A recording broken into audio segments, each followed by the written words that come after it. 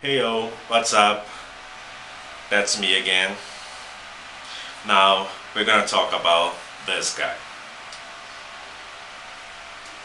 Um, that's James Brown, uh, his life and his music.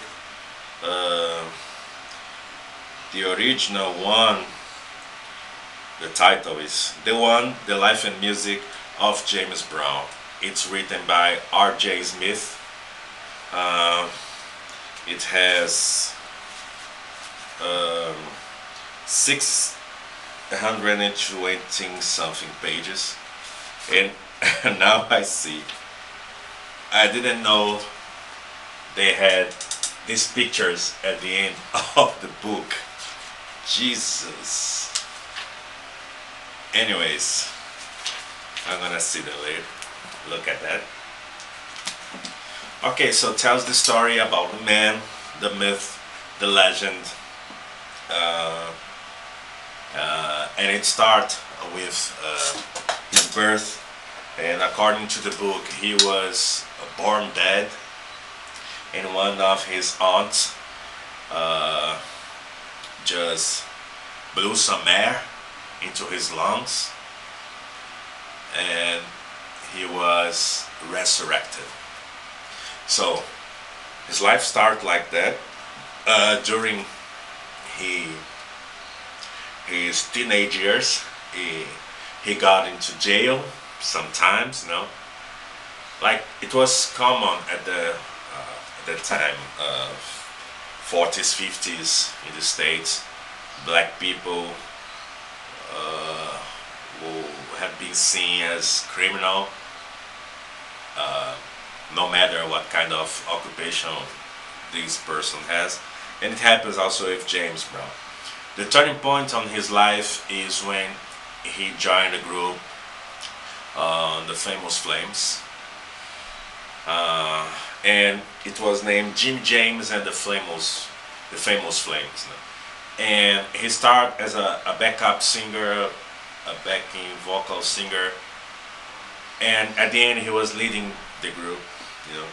And the first major hit was "Please, Please, Please," you know. And this that there is a video in the TAMI show, Temi show, and he is performing "Please, Please, Please," and I'm gonna put the link below. He's performing "Please, Please, Please" and "Night Train," and you just see how intense he deliver his music, his playing, his singing, his dancing. You know, he's a fucking great dancer. Uh, it also show in the book his addictions. You know, he had problems with drugs. You know, for a while. You know, with drinking too. I had a problem about being a heavy drinker. Uh, and that's something interesting here because the original name is The One, because The One is the first beat of the bar. You know? And funk and rock and roll are very similar, but the accent on rock and roll is in the second beat. You know, tu pa, and the accent in funk is the first beat, pa tu pa tu. So it's inverted positions, you know. But at the time when he made, of course, people say who created funk, you know? And we cannot give a name because it was, it's like the blues, you know. It's a collective effort that some individuals make it better, you know. But for sure, James Brown is one of the pioneers of funk music. You know, his intensity is, I think, Bill Wyman, ex-bass player from Rolling Stone, he said you could put Chuck Berry, Jerry Lee, even Elvis in one side, and you put James Brown on the other side. People will turn their eyes out to James Brown because he's a kind of sun, in the meaning of he shines so much that the other ones are put aside. You know? Uh, it's a great book. It tells. It's more uh, connect to his professional life, but it tells some things about his personal life. And sometimes the things mix together. For example, when he traveled to Africa to make a concert there, you know, and so it's a professional experience, but it's a personal experience because I guess, I think every black man or woman uh, who lives elsewhere but goes to Africa at first feels something.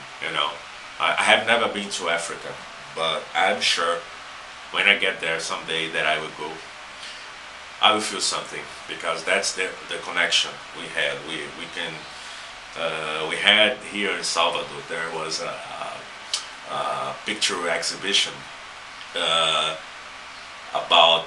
It was interesting because it was pictures taken in Luanda, in Angola, and put here in São Joaquim. It's a neighborhood here. And they made the opposites. They took some pictures in São Joaquim and put in Luanda. And it's amazing because sometimes you cannot recognize which place is. You see, oh, this is Luanda, but actually it's Salvador, or say this is Salvador, but actually is Luanda. So uh, just confirms that disconnection about black people in Africa, it's something really strong. Like for example, the music James Brown did, it was the simplicity of melodies. It's connected to uh, the focus African music has on rhythm patterns, drum patterns, and sometimes I feel like James Brown music sound to me sometimes like a mantra because the repetition goes, and in a moment you don't listen to the music anymore because you're inside of that, you know. So this is one of the great features of this guy. Love the music. I always loved James Brown, even before knowing him, because I listened to much hip hop, early hip hop, and there are many samples of James Brown songs on early hip hop. And nowadays that I listen to James Brown songs, I say, oh, this is Public Enemy. Oh, this is LL Cool J, wherever, or the singers at the time. And it's the